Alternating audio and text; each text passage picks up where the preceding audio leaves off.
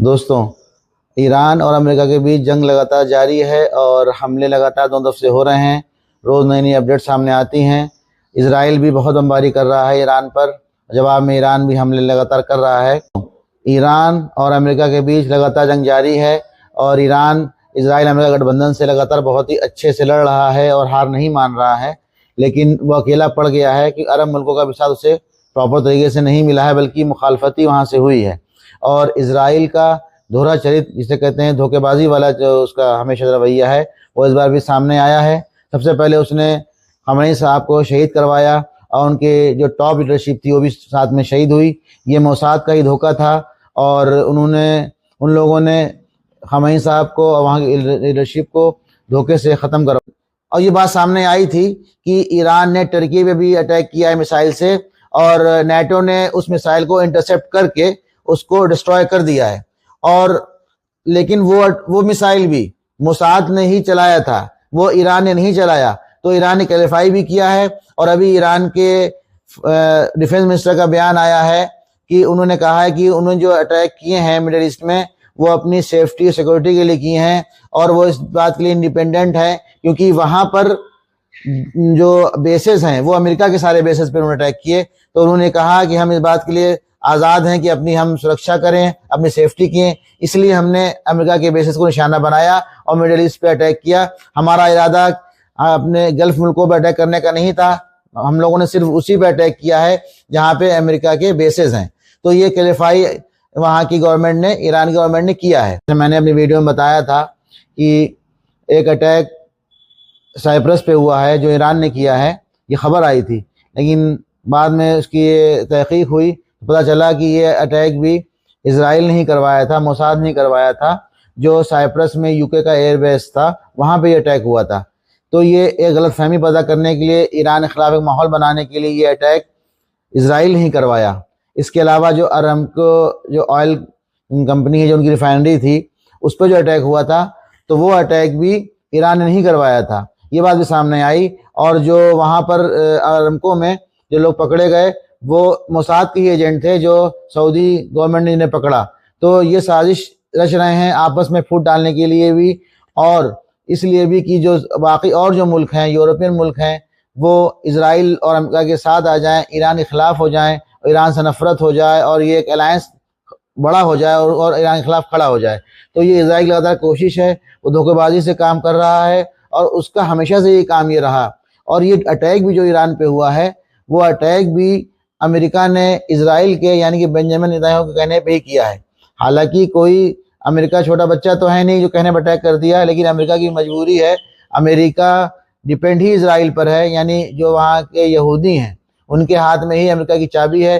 जितने भी बड़े बिजनेसमैन हैं आप सभी जानते हैं, चाहे वो एलन मस्क हो गए, चाहे बिल गेट्स हो गए और मार्क जुकरबर्ग हो गए, सारे यहूदी ही बेल्ट है। ये एप्स्टीन फाइल ग्रुप है और ये बहुत ताकतवर है, तो अमेरिका भी उनके आगे झुकता है।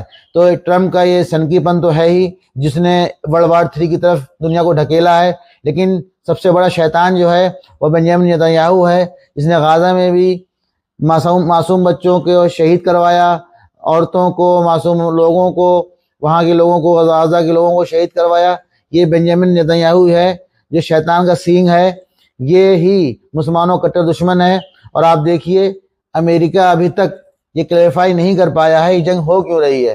फर्स्टली उसने कहा था जब जंग शुरू हुई थी तो उसने कहा था, ये बहाना था उनके पास कि उनके पास न्यूक्लियर वेपन्स हैं, अब वो जांच नहीं करवा रहा है ईरान, जबकि ईरान जांच करने के तैयार था और मिनिमम न्यूक्लियर प्रोग्राम पे राजी भी हो गया था, जो 3-4% होता है कि जिससे कोई न्यूक्लियर वेपन नहीं बन सकता है, उतना ही प्रोग्राम करेंगे सिर्फ रिसर्च के लिए। लेकिन तब भी यूएस ने अटैक किया। उसके बाद इस बात कही कि जो वहाँ पे इस्लामिक रिजीम है उसको ख़त्म करना है और वहाँ के लोगों को मॉडर्नाइज करना है, औरतों की स्वतंत्रता की, उनकी आज़ादी की बात की, जो 70s में होती थी, यानी 80s से पहले जो होती थी, वो जो पहलवी के राज में ईरान था, मॉडर्न ईरान, यूरोप की तरह, वैसा ही ईरान अमेरिका ने कहा था हम देखना चाहते हैं। तो एक ये बहाना किया था। फिर उसके बाद उन्होंने बहाना ये किया कि उनकी जो मिसाइल्स हैं उसके खिलाफ ऑपरेशन है, ये उनकी बैलिस्टिक मिसाइल्स जो बहुत ख़तरनाक हैं, कि इसलिए हम उस पर अटैक ईरान पे कर रहे हैं कि उनकी बैलिस्टिक मिसाइल्स को ख़त्म करने के लिए।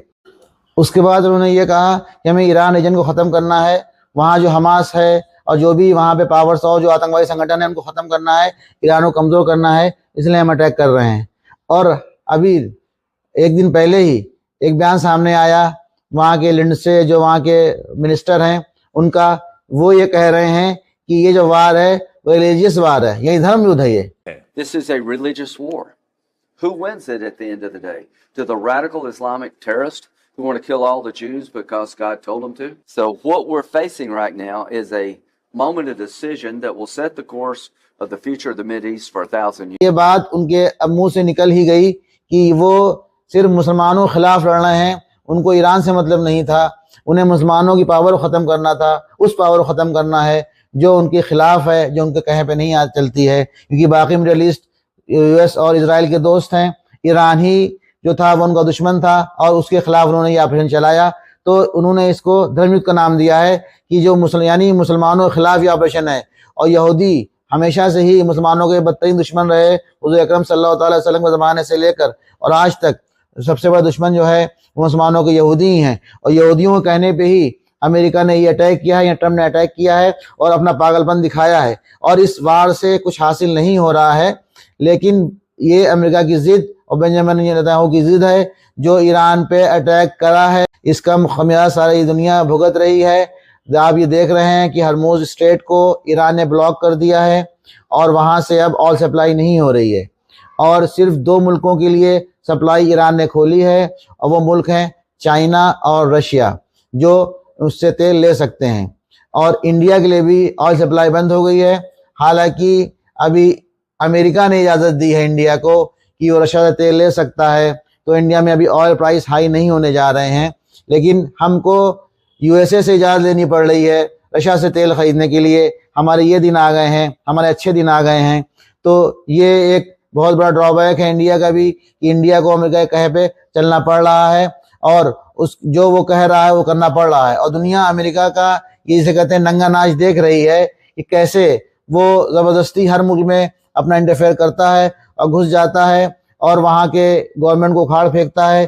जैसे वेनेजुएला में राष्ट्रपति को रात उठा लिया, इस तरीके से सन 1990 में सद्दाम हुसैन पर अटैक किया था बुश ने, उसके बाद 2003 में उसके बेटे बुश ने अटैक किया सद्दाम हुसैन पे यानी इराक पर, और वहाँ पर अपनी हुकूमत कायम करने की कोशिश करी और सद्दाम हुसैन को फांसी दे दी। इसके बाद लीबिया का नंबर आया, लीबिया में उन्होंने यही किया और अफगानिस्तान में बहुत कोशिश की उन्होंने, हालांकि वहाँ उनका बस नहीं चला और उन्हें वहाँ पे हार का मुँह देखना पड़ा और वहाँ पे खाली हाथ लौटना पड़ा। तो अमेरिका हमेशा से ही दखल अंदाजी करता है और हमारे हिंदुस्तान में भी वो दखल अंदाजी करना चाहता है। हम पे तरह तरह के इकोनॉमिक बैन लगाता रहता है, जैसे टैरिफ का ही था मामला और टैरिफ 50% कर दिया और जब इस शर्त पे कम किया कि हम रशिया तेल नहीं लेंगे, हालांकि वो क्योंकि ईरान में वार हो रही है, तो ईरान को में जब वार हो रही है इसीलिए अमेरिका ने इजाज़त दे दी है हम लोगों को कि हम रशिया से तेल ले सकते हैं। फिलहाल जंग हालात बहुत ही बने हुए हैं, उधर अफगानिस्तान और पाकिस्तान की जंग भी चल रही है, वो भी अपने पीक पर है और सऊदी लगातार कोशिश कर रहा है वहाँ पर भी ईरान और यूएस वार को भी रोकने की और अफगानिस्तान और पाकिस्तान वार को भी रोकने की कोशिश सऊदी कर रहा है। और वहाँ के जो फॉरेन मिनिस्टर हैं फैसल बिन फरहान, वो लगातार कोशिश कर रहे हैं कि जंगें रुक जाएं और अमन चैन कायम हो, क्योंकि जंग से सबसे ज़्यादा नुकसान तो इस टाइम मिडिल ईस्ट को ही हो रहा है। ईरान को तो नुकसान हो ही रहा है, लेकिन मिडिल ईस्ट को भी बहुत नुकसान हो रहा है, वहाँ के बिजनेस को नुकसान हो रहा है, अटैक्स वहीं पे हो रहे हैं, वहाँ एयरपोर्ट वगैरह सब लॉक्ड हो गए हैं, सब बंद हो गए हैं, हर चीज़ बंद हो गई है, सारी रिफाइनरीज जो भी ऑयल का जो काम वहाँ पर है सारे बिजनेसेस सब बंद हो गए हैं। तो एक एक दिन का लॉस आप सोच नहीं सकते कितना हो रहा होगा। तो एक एक दिन का लॉस अरबों खरबों डॉलर्स में जा रहा है। तो इसलिए चाह रहे हैं मिडिल ईस्ट के मुल्क की ये जंग रुक जाए। इसके अलावा यूएस का भी नुकसान बहुत हुआ है, क्योंकि यूएस को ये उम्मीद नहीं थी कि ईरान इतने अच्छे से लड़ेगा। वो ये समझ रहा था कि हम इसे 3 दिन में हरा देंगे, जैसे 90 में सद्दाम हुसैन के खिलाफ बुश ने कहा था, यानी यूएसए ने स्टेटमेंट दिया था कि हम सद्दाम हुसैन को 1 दिन में ख़त्म कर देंगे। तो वो जंग 40 दिन चली थी, 90s की बात है, ये सन 1990 की बात है। तो ये खाड़ी युद्ध कहलाता है। तो ये गल्फ वार थी जो अमेरिका ने इराक खिलाफ छेड़ी थी और कुवैत को लेके ही जंग छिड़ी थी, पेट्रोल को ही लेके जंग छिड़ी थी। और तो अमेरिका का हमेशा यही रहा है कि उसको पेट्रोल मिल जाए या उसको वहाँ पे अड्डे मिल जाए, उसको बनाने के लिए बेसेस मिल जाए अपने आर्मी के लिए, अपनी नेवी के लिए, अपने एयर के लिए। तो यूएस यही करता है हमेशा। और इस बार जो उसने अटैक किया ईरान पर, इसमें सबसे बड़ा हाथ नेतन्याहू का है, यानी इजराइल का है। इजराइल जो है वो घोर विरोधी मुसलमानों का है। अब वहाँ पे अमन बिल्कुल नहीं चाहता है कि अरब मुल्कों में या मुसलमानों में अमन हो, और ईरान उसकी आंखों में खटकता था। वो चाहते हैं ईरान पे कब्जा हो जाएगा तो पूरा मिडल ईस्ट हमारे कब्जे में आ जाएगा। इनडायरेक्ट वे में भी सारा राज वो कर ही रहे हैं, सिर्फ एक ईरान ही है जो इनके खिलाफ बोलता था, तो उस पर इसलिए अटैक किया गया। और इजराइल चाहता ही यही है कि उसका पूरे मिडल ईस्ट में राज हो जाए, और अमेरिका को मजबूर किया उसने अटैक करने के लिए, और जंग जीतने के लिए वो लगातार धोखे भी दे रहा है, और अपनी बात तो कभी कायम तो रहा ही नहीं है। इजराइल का ये इतिहास आप हमेशा उठा के दे सकते हैं।